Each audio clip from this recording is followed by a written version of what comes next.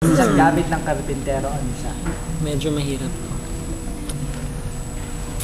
Sapagkat wala ako gaano nalalaman. Gamit pang karpintero. Pero,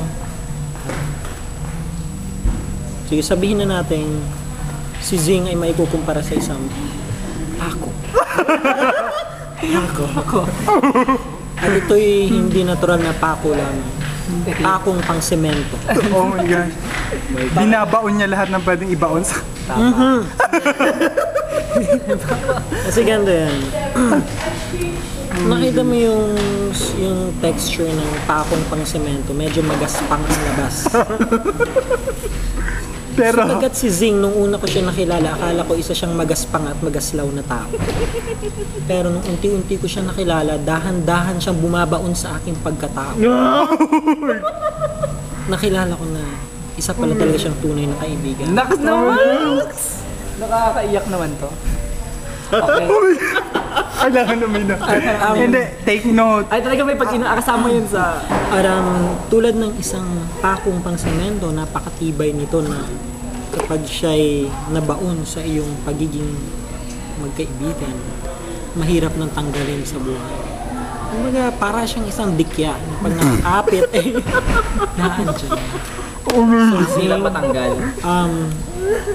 Zing, masasabi ko lang sa'yo, Zing, isa kang pakong pang semento.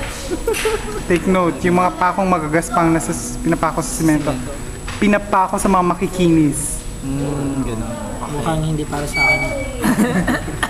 Pulsan tayo. Na may galit. Okay, next person. Ako na. Sige.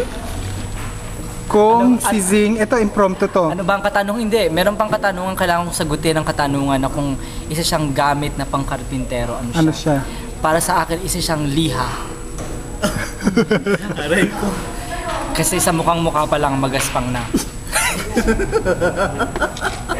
Teka, ito linawin natin. Okay. May dalawang klase ng liha. Liha pambakal o lihang pangkahoy. Yung lihang pangkahoy, magaspang siya pero medyo maputi, brownish. Okay. Samantalang ang lihang pangbakal, pinong magaspang at Tsaka maitim. Ilocano maitim. Okay. Bakal, So, ano siya? pangbakal. Kasi Lihang Ilocano, pangkal. maitim. Tsaka buo eh. Oo. Wala bang liha na palubog naman? Meron pang isa talaga. Para din siyang lagarit. Natatawa ako. Kaya Magalang. nga nang sabi ni Wax. Tingnan mo si ngipin ng ngipin pa lang lagari na. Akala ko, Sabi ni Wax, diba? akala ko Ayun. hindi pa natapos paitin. Yung pinapapait na gano'n. Sige, ikaw naman, Larry. Ako na, Larry. Ikaw, best friend Ano naman siya? Hindi, ibahin natin tanong. Isa Kung siyang medical, equipment. Ay hindi, kahit anong medical na. Okay, isang Isa medical. siyang, kasi lagi niya akong pinaprotektahan. Lagi siyang nandyan, lagi siyang nakadikit. Isa Pwede ka nakatingin sa akin, hindi tumingin sa camera. Kausap kita eh. Isa siyang condom. Hindi natin pwede ilagay na sa YouTube. Nakakainis naman. Hindi. Nandiyan siya para laging protektahan ka. Ganyan. Tsaka, diba, tagasalo ng buhay. Sinasalo niya yung, binibigyan niya yung buhay lahat ng ng mga awkward moments, mga ganyan. Talaga binibigyan niya ng buhay. Tapos, Paano kung mabutas? ha? Paano kung mabutas? Mabubutas lang yun dahil sa kagaspangan. Kaya yung sinabi, compare natin to sa isang pako. Talagang pako, okay na Hindi yun. siguro baguhin natin yung ating tema kasi sismana siyang maging ang gawin natin. Ito kasi yung Sabihin natin kung sino yung mga babaeng nababagay kay Zing at bakit. Okay, pwede ako O muna. ikaw mauna sa mga babaeng nababagay. Pwedeng word lang sabihin ko, tapos pwede na niya, madedefine na lahat. Okay, sige. Pwede si... Batgirl.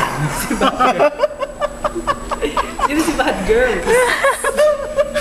Pwede mag-explain kung Okay. bakit. Pwede mo explain. Explain mo, gusto ko i-explain mo eh. Kasi si Batgirl. Ikaw tanggap. Si Batgirl kasi siya yung unang-unang babae namin nasabihan na, oh my gosh, ang ganda niya. Sino nga ba yun?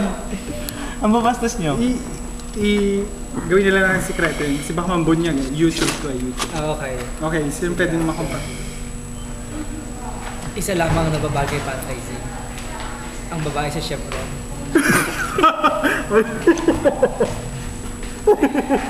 Ang babae sa Chevron. Ang babaeng nagpaluwa ng kanyang mga mata. Oh my gosh. Ang babae gusto niyang makasama sa fall. Ano ba bang masasabi niyo wala akong masabi? Si Jonald naman.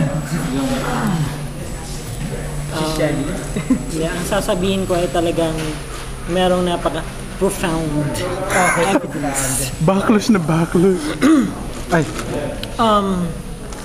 I-touch na babaitang aking pagkakalog sa inyo. Oh my God. I-touch na babaeng ipagbubulat-lat sa buhay ni Zing. Ang calabash. Kung inyong kilala i-touch,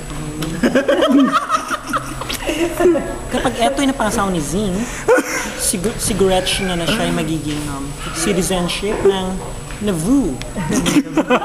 So, nakikilala na nyo na by Dutch.